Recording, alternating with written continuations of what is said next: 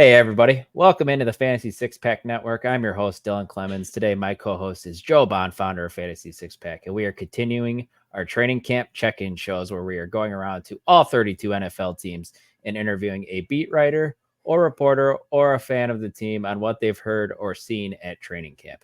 In this episode, we're talking the Baltimore Ravens, and here helping us do so is Mark Strausberg from Fantasy Six Pack. Mark, we appreciate you giving us your time. How you doing today, man? I'm doing pretty good. I'll be even better when the Ravens lift the Lombardi trophy. Wouldn't be opposed to that. If the Bears aren't winning, I'd be all right with the Ravens. Anybody but Mahomes, man, at this point. Oh my gosh. I live too close to the Ravens to have to deal with that. Right. Before we jump into the interview, I just want to remind everyone, please hit that like button and please subscribe to the channel if you're not already, and hit that bell for notifications so you know when a new video drops. And then if you could head on over to fantasy6pack.net/plans to become an all access member, that's where you get access to our award-winning rankings, draft cheat sheets, and F6P Discord, where you can get access to everyone on the Fantasy Six Pack staff to answer your custom league questions and advice. And that truly is the best part about it. And right now you can also save a little bit of cash as well by using promo code F6P NFL24 for 15% off. But without further ado, Joe, hit Mark with the first question we have for him. Yeah, so starting off with the reigning MVP, Lamar Jackson, second year in this Monken offense. How much progression do you see him, taking, and could he even have a bigger year? And just a second follow-up on this is the him losing weight. Are you at all concerned about that? Him taking the hits, or you think that's going to be a good thing? I think you nailed it, Joe. I think he actually has a better year than he had last year, if he can stay healthy. And that's my concern. I'm worried that because he has lost that weight and, he'll be running left and right. And I think he'll probably maybe even stay in the pocket a little more this year. And because of that, he just might take a few more hits. And I'm just worried that weight loss, the wrong hit the wrong way, and he could be done for the season or at least a few games. And so that's what I'm worried about. But I think if he stays healthy, he's actually going to have better numbers this year than he did last year. Yeah, it's interesting. His division mate, Joe Burrow, his thing was being healthy, right? And he doesn't have the greatest offensive line. So he gained weight this offseason and added some bulk and some muscle to him.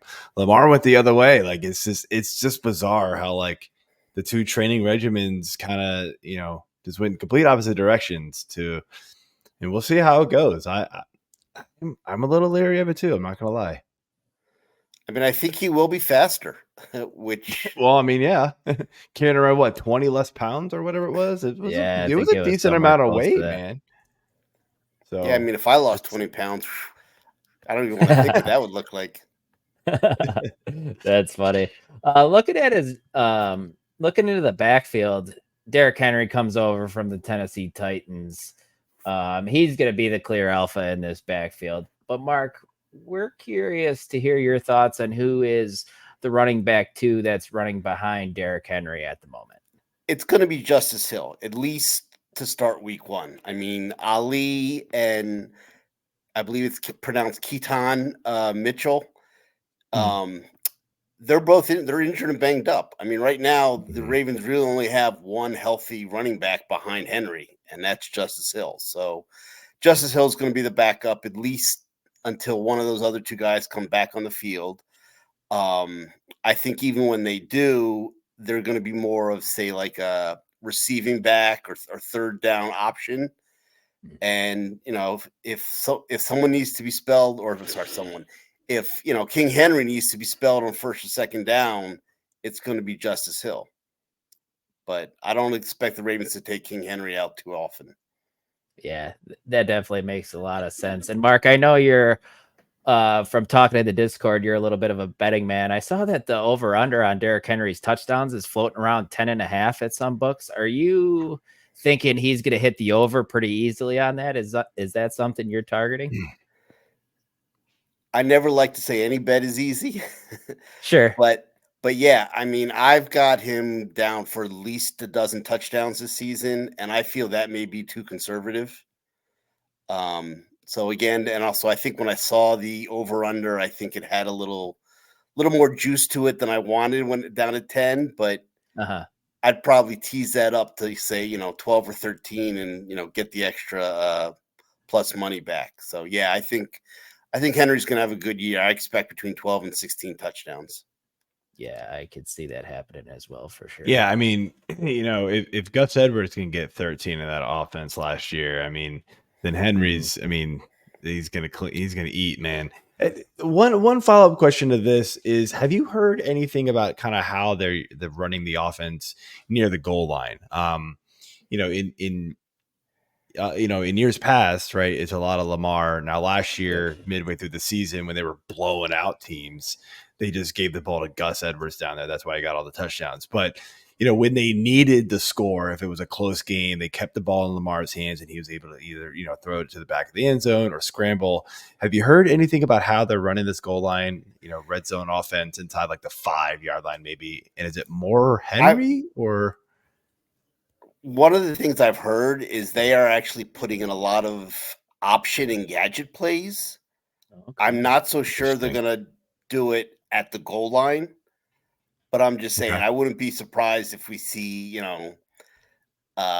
some Zay Flowers, with an end around or, some kind of, maybe a play action. I wouldn't be surprised if we see some of that, but my guess is at least on first and second down, you're probably going to see, hand it off to Henry. But, when it's 3rd and 3, that's where it's going to get interesting. Yeah, I'm a big Henry fan this year. I'm back in on him for sure. Mm-hmm. So, all right, Dylan. Oh, this is me. Sorry. I just asked my question. I thought, sorry, I'm all thrown for a loop. Last one, I'm done. Right. Yeah. So you mentioned Zay Flowers. Want to talk about him? Like, he had a good rookie season. Of course, limited a little bit in this offense. The Ravens still are a predominant running team, right? So receivers do get, numbers held in check a little bit. But do you see a little bit of a second-year breakout for Zay Flowers? I don't like the term breakout for Zay Flowers because I kind of feel last year was a breakout year for him. That's fair. That's true. But I do see a definite, let's call it incremental step that he takes this year. So even better year 2 than he was his rookie year. So I wouldn't call it a breakout year, but I do think, we do see about 10, 15% more. And like I know we haven't talked I'd give him over 1,000 yards. That'd be pretty good. Yeah, mm-hmm. I definitely think he hits the 1,000-yard mark this year. And I know we haven't talked about Mark Andrews yet, but the thing is that, like, I was looking because there was, Zay got all the yardage and so forth because Andrews was out. But if you look at the game log overlaps, like I was looking at it, like when they were both healthy against Pittsburgh, they each had like 10 or 11 targets each in the same game. So I don't think the fact that Andrews is back is going to limit Zay Flowers' production. I could agree part of the with reason that. why I think he will definitely make that incremental step. For sure. Yeah, I could agree with that. Now, we know Zay Flowers, and obviously we know Mark Andrews is good. Like, we've heard a lot of good things early on about Rashad Bateman. Like, is this finally the year for Bateman to do something? It feels like we've seen little flashes, but it's like this is not consistent enough. The quick answer is no. All right. I think Bateman will maybe improve on last year's numbers and some of the previous years? Yeah, maybe. But, because again, I think the Ravens offense as a whole is going to be better. So, what is that expression? Big waves raise all ships or something like that. High tides raise all ships. But so I think Bateman will be better. But no, I don't think Bateman's going to have a big breakout year. And, again, Andrews is coming back. I think that actually is going to break into Bateman's production a little bit. The Ravens also have some new weapons. I mean, they're looking at, Devontae Walker playing some more. And I think when, guys like Mitchell come back, they're going to have them, running routes out of the backfield. So yeah, I don't think Bateman's going to have a big year. I mean, if we talked about King Henry having 10 touchdowns. If Bateman has 5 this year, which is what I think he had last year, you should be happy with that production. If, say, you're in a fantasy league, just hypothetically, and own him. Yeah, for sure. I tend to agree with you there, Mark. Looking at the tight end room now, and it's a good one. We've already mentioned Mark Andrews. He's battled some injuries the last few years and last year in particular. With him back, do you see him being the top target over Zay Flowers, Mark? I know you kind of alluded to them being close. I do you think Andrews Flowers is 1A? I'm sorry, go ahead. No, go ahead. That's it. Do you think Andrews is 1A, or do you think Flowers may overtake him as I think Flowers is going to overtake him, to be honest with you. I mean, well, let me actually clarify that a little bit. I think Andrews might have more catches or more targets and more catches. Okay. But I think Flowers is going to be your yardage and touchdown guy. Makes sense. And I think, what'll probably happen is you'll see, routes where they try and get Flowers open, or plays rather to get Flowers open, and hopefully Lamar will hit him. But, if Lamar doesn't go through his, progressions and so forth, I guarantee he'll see Andrews out of his corner of his eye, 5-6 yards down the field and make that pass. So yeah, I don't think he's I think Andrews is still going to be your number one target, but as far as yards and touchdowns, Flowers is going to be the top guy. For sure. And then looking at the backup, I guess, Isaiah Likely, he's a guy who we've seen when Andrews was out. He's been awesome at times. Do you see them maybe going a little bit more 2 tight end sets here? Do you think Isaiah Likely at times this season could have standalone value even with Mark Andrews on the field? From a real football perspective, I think Likely will have a ton of value. From a fantasy perspective, though, I don't like it because I don't think we'll ever know. I mean, maybe in best ball, but I don't think in regular fantasy where you got to make those wonderful start-sit decisions. I don't think you're ever going to know what week. All right, this is the week Likely's going to catch 2 touchdowns. Sure. So yeah, from a fantasy perspective, I would say no on Likely, but from a real football perspective, yeah, I think Likely will have some standalone value.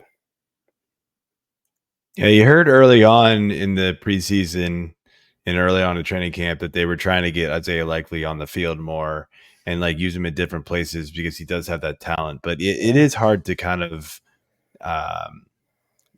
trust that with this offense and the way it's been run for so long. And just, again, to the point I kind of mentioned earlier, is just they just straight up don't pass enough to this to really have a bunch of reliable pass catchers. It's really hard to trust a whole lot of them. So yeah, likely's a handcuff to Andrews, in my opinion. Yeah, I think you're if right. You wanted somebody to back him up, if you're an Andrews owner in your fantasy league, you want to cuff a tight end, which is not typically done. Yeah, Likely's the guy. There's no question about it. But yeah, as you said, Joe, that they don't pass enough. I mean, I like Flowers, I like Andrews. Mm-hmm. I am not going to go with much more. Let me rephrase that. I'm not going to draft anyone, let's say, in the first 15, 16 rounds other than those 2 for receiving possibility. I mean, yeah, I like Devontae Walker. I mean, yes, I like Likely also if I can get him in the 20th round, but I'd pretty much stay away from Flowers. Sorry, not stay away from stay away from anyone but Flowers or Andrews. My apologies. Yeah, makes sense. All right, so we'd like to close out here with one question for everybody, and it's: what player have you heard about that is going to surprise people, good or bad, that fantasy managers need to know about? I think the one and you guys may hate me for doing this, but it's an IDP, and I love Trenton Simpson this year. You're fine. All right. I think Simpson's, he's someone who's often going late, even in IDP leagues, and I think he's definitely going to have a breakout season this year. All right. Yeah. We got an IDP crew over here at Fantasy Six Pack, so we'll take it. All right, Mark, I want to thank you for coming on, man. This was great. Glad to have you helping us wrap up these training camp reports. You guys saved the best for last. I get it. Yeah, man. Absolutely. Yeah. Before you go, though, let everybody know where they can find you and what you got in store for us this season. I'll be doing, of course, a ton of things for Fantasy Six Pack. Obviously, basketball and hockey are coming up. We'll be doing that, but I will probably be doing mustache players, so players that sort of are under the radar, but you might want to grab before they become big waiver wire targets. So I'll be doing that for Fantasy Six Pack, and then you can always catch me on Twitter at Mark Strausberg. Awesome, and that's awesome. STRAUSBERG, not like the former Nationals pitcher. Right. Yeah, it'll be linked in the in the description here. So, but all right, Mark, I want to thank you for coming on again, and we'll have to do it soon. All right, thanks, Mark. Thank you, guys. Good luck this season to you and all of our listeners. Absolutely.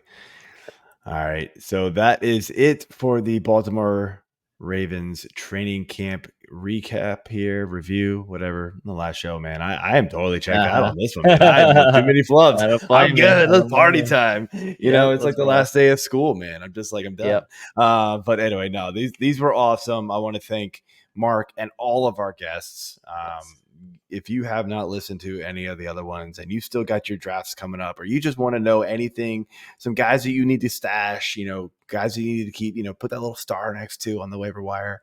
Tons and tons of great names were brought up in these shows. I've learned a ton and taken a lot of this information into my drafts and kind of changed some decisions of my own.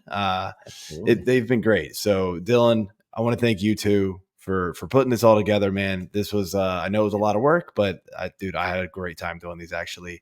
But to everybody that's still here, hit that subscribe button, hit that like button, leave those comments, leave those 5-star reviews, and make sure you check out the rest, like I just said, either in the little feed on Apple or iTunes or Spotify or on our YouTube playlist. Hope you all enjoyed them, and good luck this season, everybody. See ya.